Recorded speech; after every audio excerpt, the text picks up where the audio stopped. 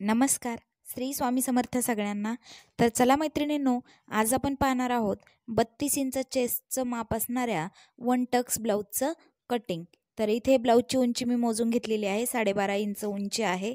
तर 1 inch add करून 13.5 inch उंची इथे मी घेतलेली आहे. त्यानंतर या ब्लाऊजची चेस्टची घडी जी आहे, जी आपण सध्या मोजत आहोत ती 8 इंच आहे.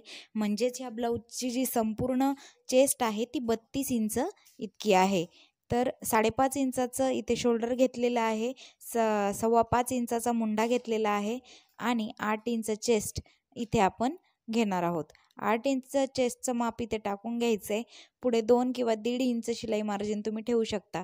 7 इंच याचा जो कमरेचा राऊंड आहे तो आहे. 1 इंच इथे पाठीमागच्या डाटसाठी घेतलेला आहे आणि पुढे 2 इंच शिलाई मार्जिन.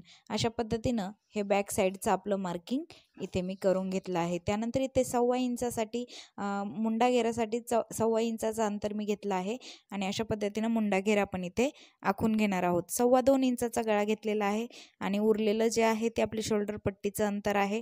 तर शोल्डर पट्टी तुमच्या कस्टमरची किती आहे त्याच्यावरून तुम्ही तुमचं शोल्डर घ्यायचं आहे. 5.25चं शोल्डर घेतलं तरी सफिशियंट आहे, परंतु ह्याच्यात मी नॉड लावणार आहे म्हणून मी 5.5 इंचाचं शोल्डर इथे घेतलेलं आहे. त्यानंतर इथे पहा, खालचं जे अंतर आपण सरळ करून घेतलं होतं ते देखील मी कट करून घेतलेलं आहे.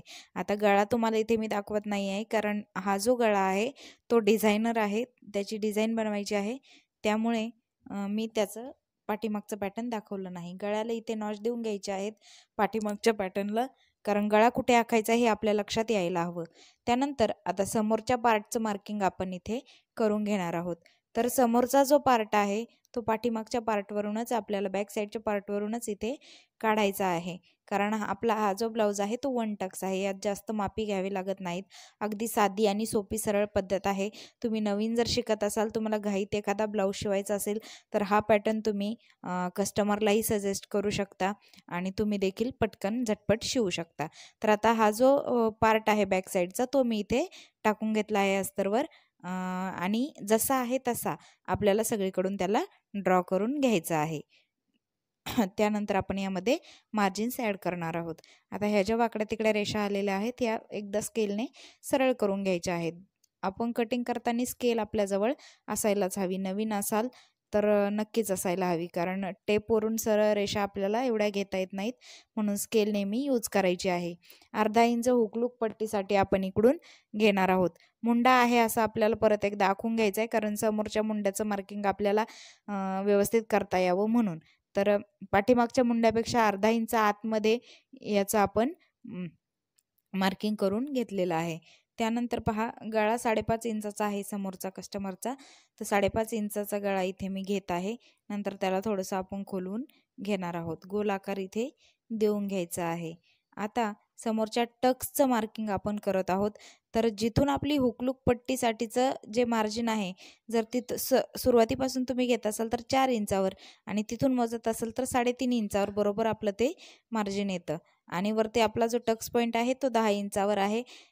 तर तोही मोजून घ्यायचा आहे आणि अशा पद्धतीने ही रेषा सरळ करून घ्यायची आहे.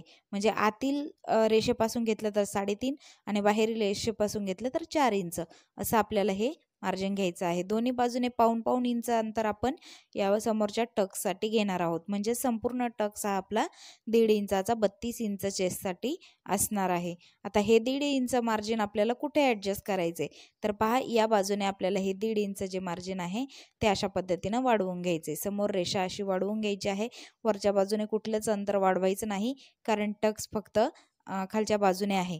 तर इथे अर्धा इंच तिरका आपण असा आखून घेऊया आणि याही बाजूने वरती तिरका अर्धा इंच आपल्याला घ्यायचा आहे, कारण जेव्हा आपण हा टक्स मारू त्यानंतर हे जे अंतर आहे ते दोन्ही बाजूने कोण त्याचे खाली येतात, तर ते येऊ नयेत, व्यवस्थित सरळ व्हावं म्हणून हे अर्धा इंच आपण तिरकं दोन्ही बाजूने आखून असं घेतलेलं आहे आणि त्याचं कटिंग करून घेतलेलं आहे. आता आतील मुंड्याचं कटिंग इथे करून मी घेत आहे आणि पहा, समोरच्या पार्टचं आपलं कटिंग झालेलं आहे.